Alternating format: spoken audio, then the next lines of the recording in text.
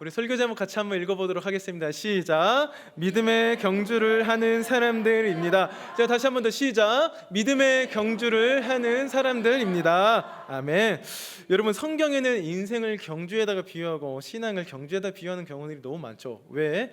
신앙이란 결코 하나의 행사나 이벤트가 아니라 신앙은 삶이기 때문에 고로 오늘 우리가 은혜 받고 끝나는 것이 아니라 길게 신앙을 계속 받아야 되기 때문입니다. 그래서 여러분, 신앙을 경주에다가 비유한 경우가 너무나 많은데, 여러분 사도 바울은 특히 이런 말을 너무나 많이 했죠. 히브리서 12장 1절에도 인내로서 우리 앞에 당한 경주를 한다라고 또 얘기를 하고, 사도행전 20장 24절 나의 달려갈 길과 라고 또 얘기하고, 또 십자가를 향하여 나의 표대를 향하여 내가 달려간다 라고 얘기하고, 디모데후서 4장에는 나의 달려갈 길을 마쳤다 라고 얘기하고, 고린도전서 9장에는 우리가 달려갈 때 향방 없이 달려가는 것처럼 하지 말자 라고 얘기하고 있고, 또 디모데후서 2장에는 경기하는 자와 같다 라고 얘기하는 것처럼 이 신앙을 단거리가 아니라 마라톤이다 라고 성경이 계속 얘기하니까, 그런 의미에서 여러분, 우리가 누구냐, 예수 믿는 우리가 누구냐 했을 때 우리가 누군지를 잘 알아야 우리가 잘 살 거 아니에요. 여러분, 우리가 누군가 했을 때 우리 모두는 오직 표대를 향하여서 달려나가는 신앙의 경유자임을 믿습니다.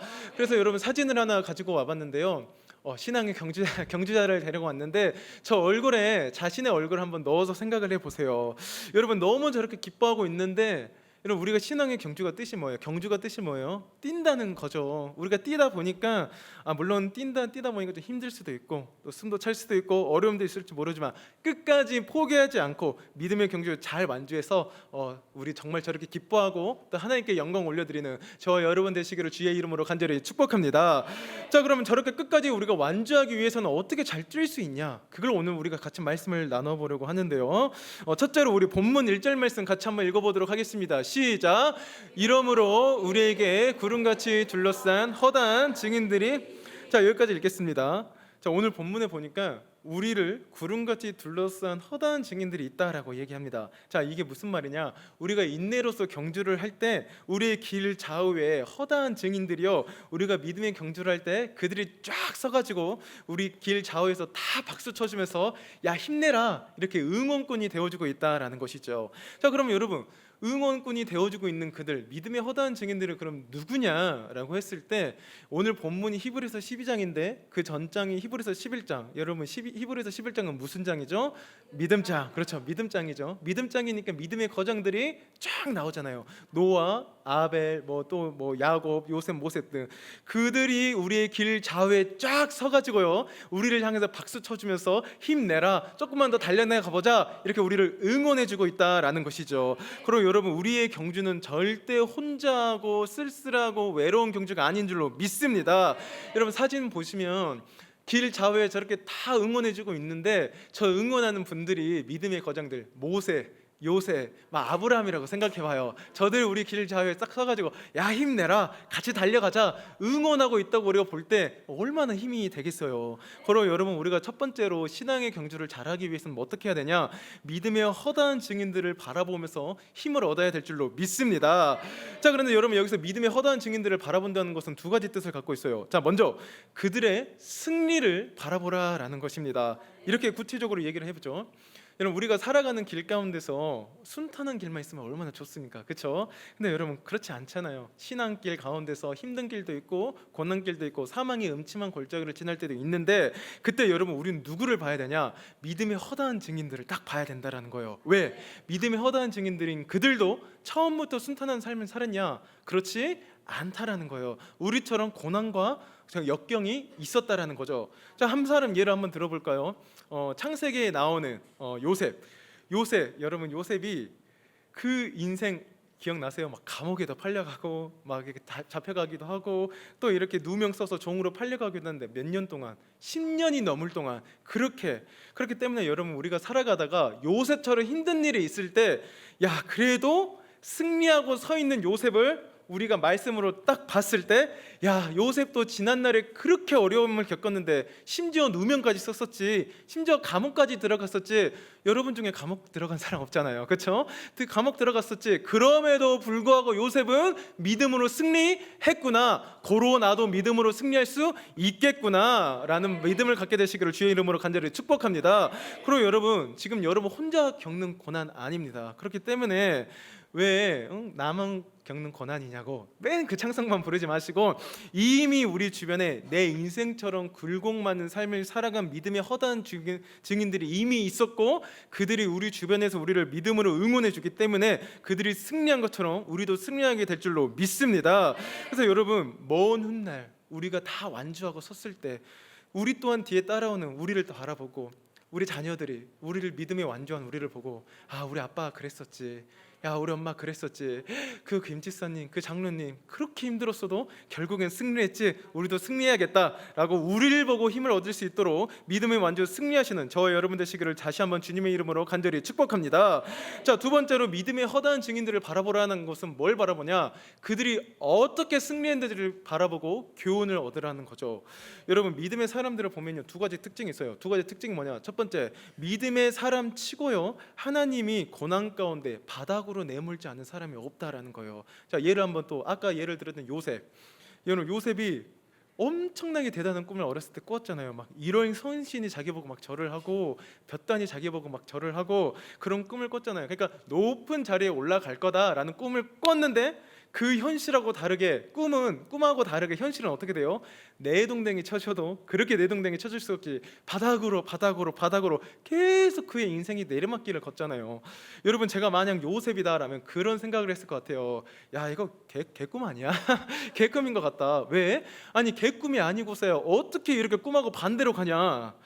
근데 여러분, 꿈은 우리가 꼭 기억해야 될 게 꿈값을 꼭 치러야 돼요. 여러분, 대가지불이 있을 때 개꿈이 안 되고 꿈이 현실화 되려면요 꼭 꿈값을 치러야 됩니다. 대가지불이 있습니다. 무조건 대가지불이 있거든요. 그렇기 때문에 믿음의 사람들의 두 번째 특징이 뭐냐, 그들은 어떤 류의 고난이 와도요 그것을 비켜가거나 움츠려가거나 불평불만하는 것이 아니라 대가지불 중에 하나, 믿음으로 정명승부해서 그것을 뚫고 나갔다라는 것입니다.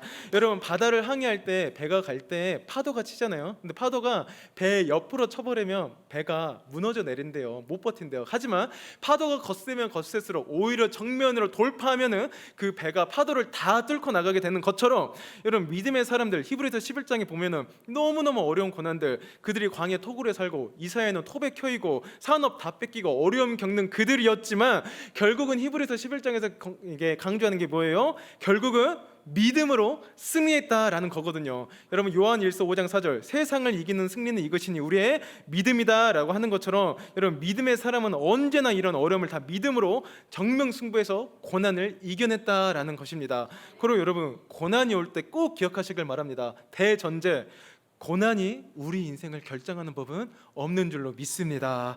이런 고난에 대한 우리의 태도, 고난에 대한 나의 자세가 나의 인생을 결정하는 거지 고난 자체가 내 인생을 결정한다는 게 아니라는 것입니다. 그렇기 때문에 고난을 내가 맞이했을 때 고난보다 더 중요한 게 뭐냐, 그 고난에 내가 어떻게 반응하는가, 고난이 왔을 때 내가 어떻게 태도를 취하는가, 즉 고난보다 더 중요한 것은 고난에 대해서 내가 어떻게 반응하는가가 이게 승부수를 결정하는 부분인 줄로 믿습니다. 그래서 여러분, 고난이 왔을 때 고난 바라보면서 아이고 힘드네, 아이고 죽겠네 하면서 함몰되지 마시고, 그럴 때 더 하나님을 바라보면서 주님, 그래서 오늘 본문 말씀 1절에도 인내로서 우리 앞에 당한 경주를 하라.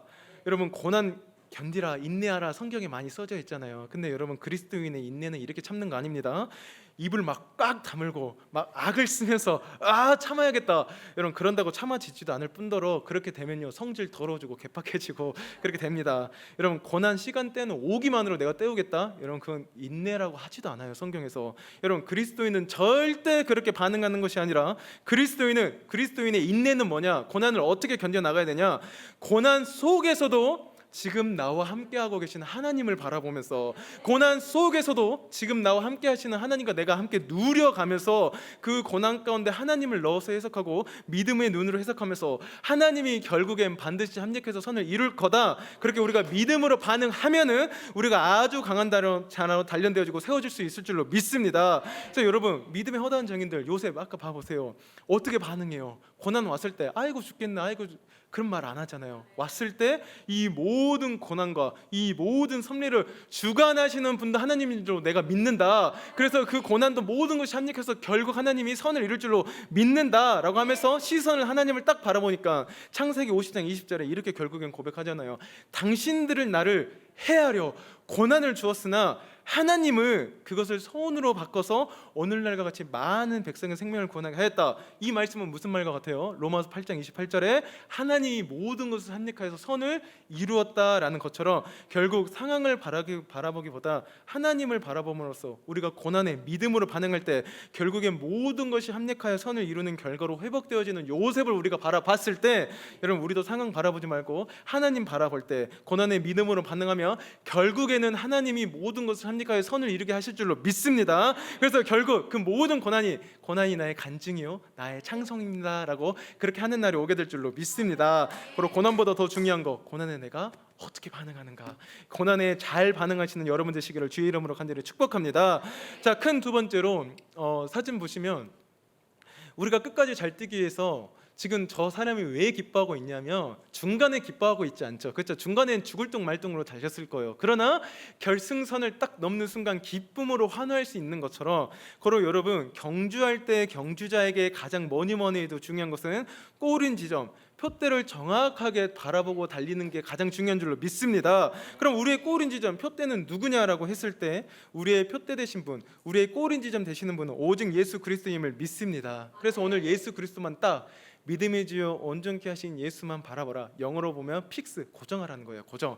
딱 그분만 고정하고 달려나갈 때 우리가 신앙의 경주 잘 승리하게 될 줄로 믿습니다. 근데 문제는 우리가 살다 보면 고난이 있기 때문에, 광야가 있기 때문에, 앞에 꼬린 지점, 어둠의 영이 방해하기 때문에 표대를 정확하게 바라보는 이 바라봄이요 시간이 지날수록 그냥 저절로 되어지는 게 아니다라는 거예요. 그렇기 때문에 여러분, 하나님께서 우리 인생 경주 가운데 우리가 하나님만 바라볼 수 있도록 우리 인생에 특별히 허락하시는 게 있는데, 그게 뭐냐면 좁음입니다. 좁음.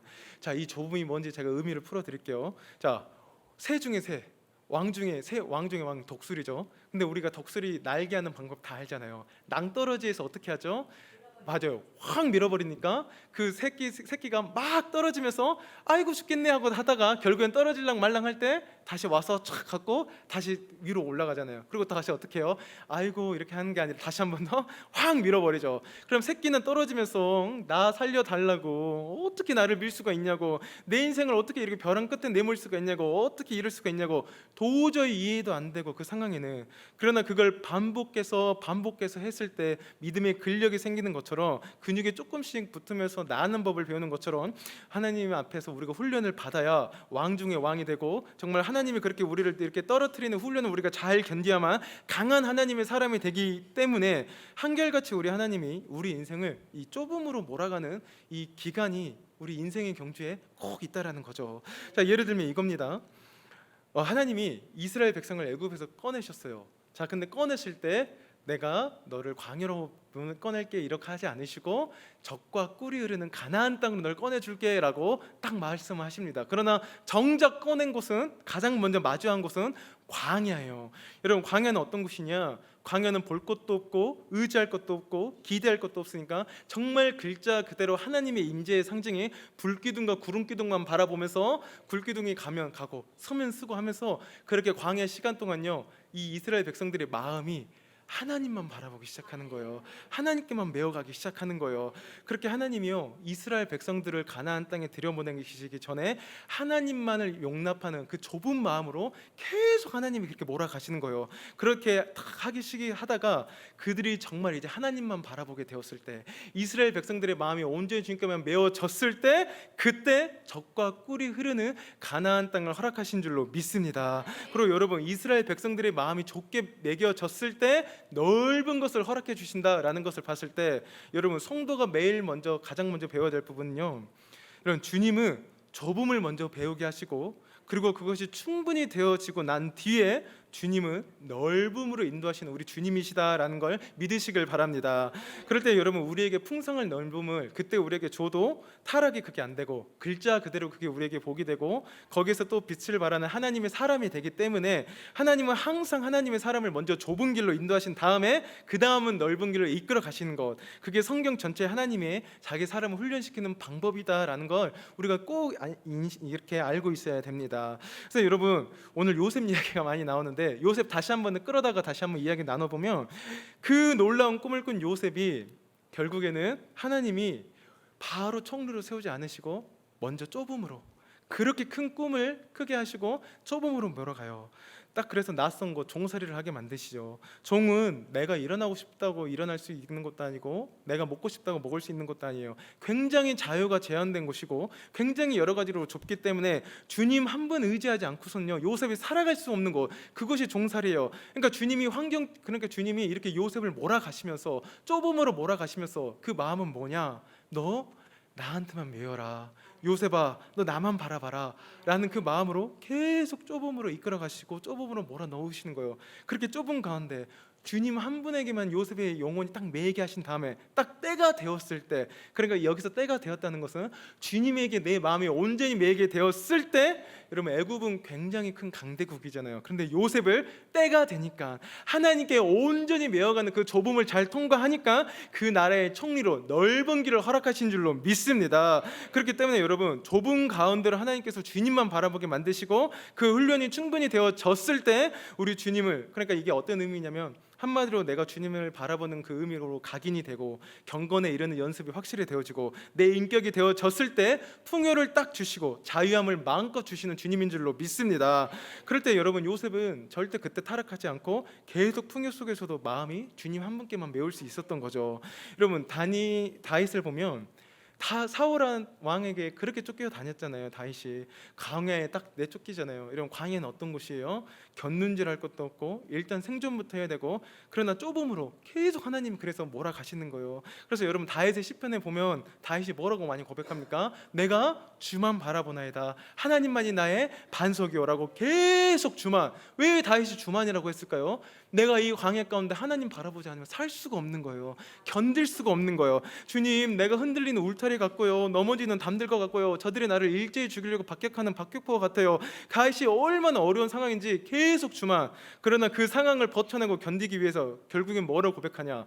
내가 항상 내 앞에 계신 주만 배웠으며 그가 내 옆에 계심으로 내가 요동치 아니하리이다. 오직 주만 그만 나의 구원, 나의 산성, 나의 피난처, 나의 요동치 아니하리로다. 내 영혼이 잠잠히 하나님만 바란다라고 했던 것처럼 하나님은 광야라는 것을 통해서 다윗에게 주님만 바라보는 그 좁음으로 계속, 그러다가 다윗의 마음이 온전히 주님께 메어지고 그 영혼이 온전히 주님께 딱 걸려지니까 하나님이 그때부터 넓은 길을 딱 허락해 주시잖아요. 400명, 600명 먼저 그들을 딱 붙여주시고, 그리고 완전히 때가 되었을 때 왕으로서 딱 세우신 걸 봤을 때, 여러분 혹시 좁은 길을 가고 계시는 분이 계신가요? 여러분 그때 우리가 해야 되는 것은요, 고난에 그 좁음에 몰두하는 것이 아니라 그때 우리가 해야 되는 것은 오히려 하나님을 더 바라보고 오히려 하나님께 더 내 영혼을 매여야 되는 줄로 믿습니다. 그럴 때 하나님께서 때가 되면 우리를 넓은 길로, 풍성한 길로 인도해 주실 줄로 믿습니다.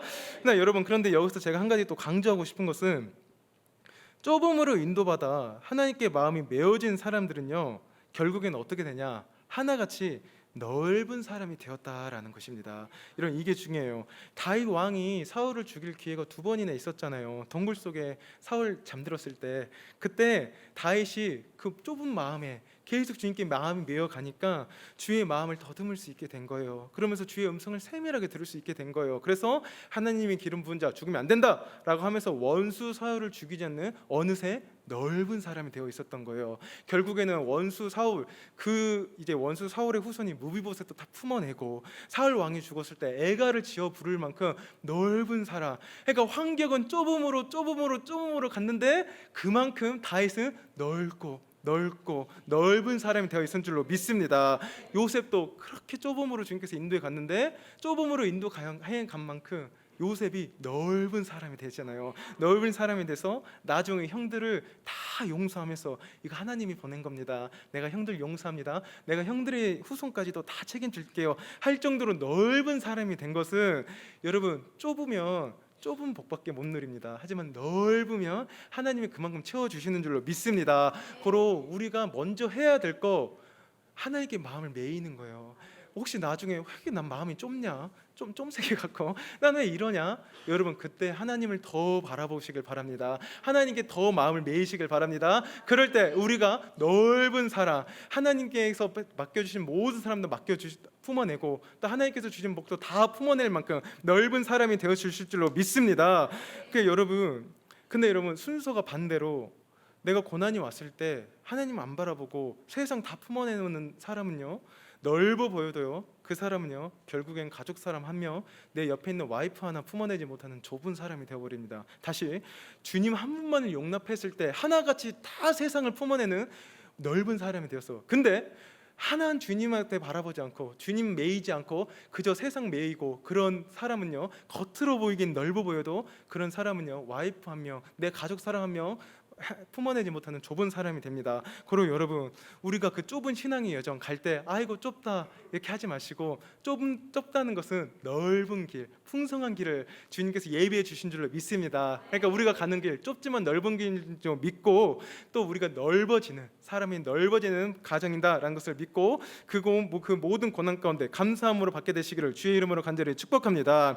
자, 마지막 세 번째로 여러분, 오늘 히브리 기자가 예수를 바라보라라고 했는데, 여러분 히브리서를 우리가 오늘 이렇게 읽고 있지만 히브리서에 원래 1차 수신자들이 있었죠. 1차 수신자들이 누구예요? 유대교를 믿다가 그들이 이제 예수를 떠나서, 왜? 너무 핍박이 강하니까, 너무 힘드니까 믿음의 경주를 막상 시작은 했는데 너무 힘들고 두렵고 어려우니까 다시 유대교로 돌아가려 하는 사람이에요. 인간적으로 봤을 땐 이해가 되는 부분도 있어요. 사진을 보시면은 핍박을 했을 때 저렇게 막 사자도 막 풀어놓고요, 저 십자가 막 성도하고요, 막 화형도 하고 막 이렇게 너무나 이렇게 세게 하다 보니까 사람들이 이 그리스도인들이 언제 저렇게 또 죽을지 모르잖아요. 언제 고난과 핍박이 올지 모르잖아요. 그러니까 너무 모든 상황 속에서 불안하고 두렵고 떨리니까 예수 못 믿겠다, 다시 돌아가고 싶다. 그런 성도들에게 오늘 히브리 기자가 뭐라 말하냐? 너 예수만 바라봐라. 해결책이 뭐냐? 예수만 바라봐라. 그래야 두려움 속에서도, 핍박 속에서도 끝까지 완주할 수 있다라고 한 줄로 믿습니다. 왜? 여러분, 출애굽기에 보면 모세가 바로가 무서워서 광야로 도망친 자가 모세 아닙니까? 근데 광야 40년이 지나고 모세가 다시 그 바로에게로 오더니 내 백성을 보내라 하고 담대히 말합니다. 여러분, 궁금하지 않으세요? 아니, 두려워서 바로한테 도망쳤더니가 무슨 일이 있었길래 다시 바로한테 와서 그 두려움을 이겨내고 담대히 이렇게 얘기할 수 있었을까요?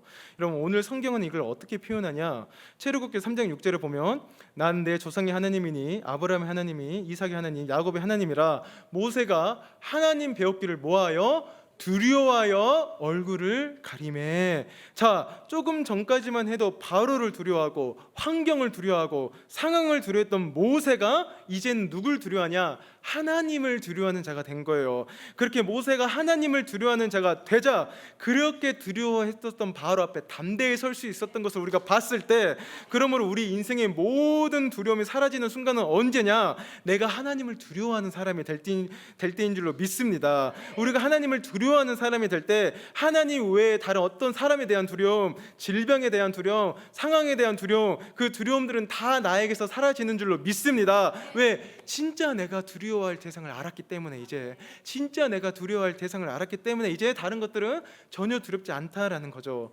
여러분, 사실 두려움은 한문의 표현으로 경외라고 하잖아요. 공경할 경, 두려워할 왜. 하나님을 진짜 공경하고 두려워할 뿐으로 알면 사람을 두려워할 필요가 없고 환경을 두려워할 필요가 없죠. 그래서 믿음의 허다한 증인들 중에 그 다윗, 3,000명의 특공대를 데리고 사울이 막 죽이려고 했을 때 그렇게 두려워했던 다윗인데, 그 다윗이 이렇게 고백합니다. 시편 23편에 보면 내가 사망의 음침한 골짜기를 다닐지라도 해를 두려워하지 않는 것은, 그 다음 방점이 뒤에 있습니다. 누가 나와 함께 하심이라? 주께서 나와 함께 하심이라. 그러니까 다윗은 두려워하는 환경에 잡채에 집중되어 있는 것이 아니라 나와 함께 하시는 주님, 문제 해결대 되신 주님께 언제나 다윗의 시선은 가 있습니다. 그리고 여러분, 믿음으로 고백합니다. 문제의 종류는 다양해도 해결자는 오직 한 분 예수 그리스도이심을 믿습니다. 그래서 여러분, 믿음이 뭐냐 했을 때, 믿음은 눈앞에 보이는 상황보다 나와 함께 하시는 해결자 되시는 주님을 바라보는 게 진짜 믿음인 줄로 믿습니다. 그래서 지금 나에게 닥친 상황이 어려울지라도 이 모든 상황을 주관하시는 분 하나님이시다. 그러시니 주님께서 언제 얼마든지 뒤집으시고 역전시킬 수 있다. 그 주권자 되시는 하나님을 두려워하고 경외하면서 하나님을 내가 딱 바라볼 수만 있다면 오늘 우리에게 두려움을 주는 땅의 모든 두려움은 결국엔 사라지게 될 줄로 믿습니다. 여러분, 한 어린아이가 동네 형한테 얻어 터지고 온 거예요. 동네 형이 덩치도 크고 잘 싸우니까 얻어 터질 수밖에 없는데 이 어린아이가 막 울면서 집에 갔는데 덩치 큰 아빠가 딱 있는 거예요. 그래서 아빠 나 좀 같이 가줘 해서 그 동네 형한테 담대하게 설 수 있었던 거예요. 왜? 그 아빠가 누구보다 더 크니까, 동네 형들보다 훨씬 더 크니까, 힘이 세니까. 그렇게 동네 형이 무서웠는데 이제 동네 형이 무섭지 않고 한 거예요. 왜? 아빠가 더 크니까. 그리고 여러분, 오늘 히브리 기자가 환난과 핍박 바라보지 않고 성도들에게 오직 예수만 바라보라 했는데, 또 담임 목사님께서 우리 교회에 주신 말씀 담대하라고 했는데, 그 말씀을 들었음에도 불구하고 혹시 장애물 때문에 형편이 어려워서 두렵고 걱정되고 근심이 있으신 분이 있다면, 그 모든 것보다 하친 것보다 더 크신 이가 우리 하나님이심을 믿으시길 바랍니다. 그리고 그 하나님이 나와 함께하고 계심을 믿으시길 바랍니다. 그 하나님께 내가 시선을 두고 믿음의 눈을 딱 둘 때 우리 안에 있는 모든 두려움, 걱정, 근심은 다 사라지게 될 줄로 믿습니다. 그래서 여러분, 성경에 걱정하고 두려워하지 말라라는 구절이 나올 때, 여러분 성경을 잘 읽다 보면 두려워하지 말라는 구절은 언제 나오는가 보면 꼭 짝이 되어서 나와요. 독립되어서 나오지 않습니다.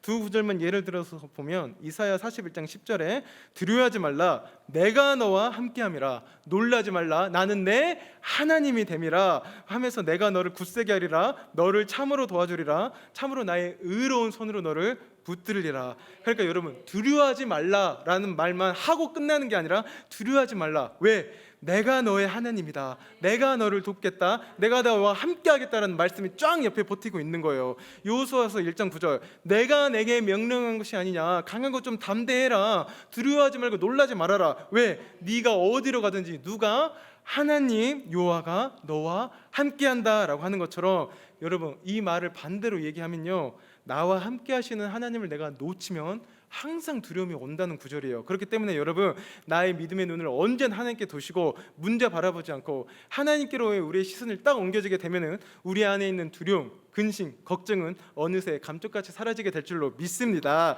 이 원리를 꼭 기억하시고, 이 세상에 굉장히 이런저런 두려움이 많이 있으실 텐데, 그러나 저와 여러분은 오직 시선을 주님께 픽스 딱 고정시킴으로써 저와 여러분이 두려움을 당당하게 또 담대하게 하나님 외에 다른 것은 일절 두려워하지 않는 그런 그리스도인 다 되시기를 주의 이름으로 간절히 축복합니다.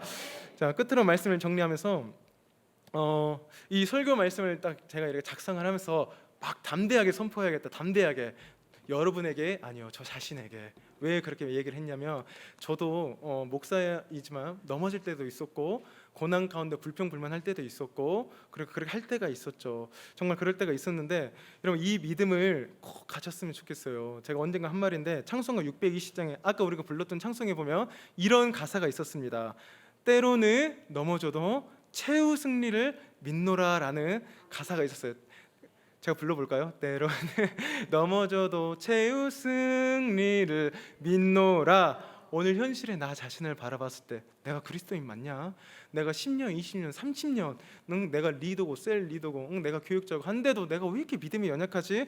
부끄러운 거, 초라한 거, 넘어진 게 많지만, 이런 초라한 나라고 할지라도 확신할 수 있는 것은, 때로는 넘어져도 결국 최후 승리를 믿노라. 내 믿음이 연약해 고난에 다시 넘어지고 부끄러운 게 많을지라도 나의 확신은 최후 승리를 내가 믿는다. 이 믿음을 가지고 우리를 부르시는 주님 앞에서 내가 나아가면서 주님을 하루하루 바라보기 위해 애쓰고 주님께 메어가기 위해서 자신의 신앙을 언제나 점검해 나간다고 할 때 얼마나 우리 삶의 확신과 믿음이 달라지겠냐라는 것이죠. 그러므로 여러분, 오늘 말씀을 듣고 내가 주님을 바라보고 있는가, 주님께 내 시선을 고정시키고 있는가를 보고 점검할 때 로마서 8장 35절 말씀을 꼭 기억하시길 바랍니다.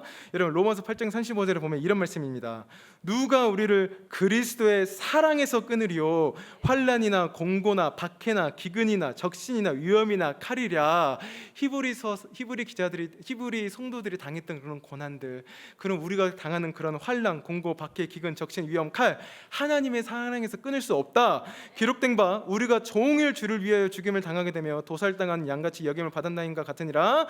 그러나 이 모든 현실에 내가 때로는 넘어질 때도 있고 고난과 환난 가운데 비참하고 초라하게 넘어져 있다 할지라도, 그러나 이 모든 일에 우리를 사랑하시는 이로 말미암아 우리가 넉넉히 이기느니라. 그래서 그 다음부터 우리가 확신해야 될 게 뭐냐? 내가 확신하노니 사망이나 생명이나 천사들이나 권세자들이나 현재일이나 장래일이나 능력이나 높음이나 가품이나 다른 어떤 피조물이라도 여기서 포함 안 될 우리가 누가 있어요? 다 우리가 포함되는데 그런 거라 할지라도 우리를 우리 주 그리스도 예수 안에 있는 하나님의 사랑에서 끊을 수 없느니라. 여러분, 그렇게 내가 믿음이 연약해서 주님만 바라보지 못하고 내가 좀 넘어질 때도 있고 그래서 두려워할 때도 있고 걱정 근심을 갖고 살아갈 때도 있지만 우리가 확신해야 될 믿음, 어떤 전제를 깔아놔야 되냐? 나를 사랑하시는 이로 말미암아 우리가 결국엔 넉넉히 이기느니라. 하나님 앞에 이 믿음을 가지고 그래서 내가 결국엔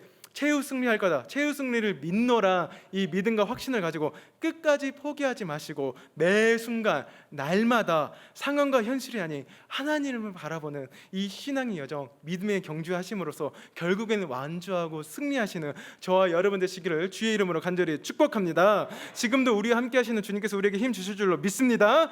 기도하도록 하겠습니다.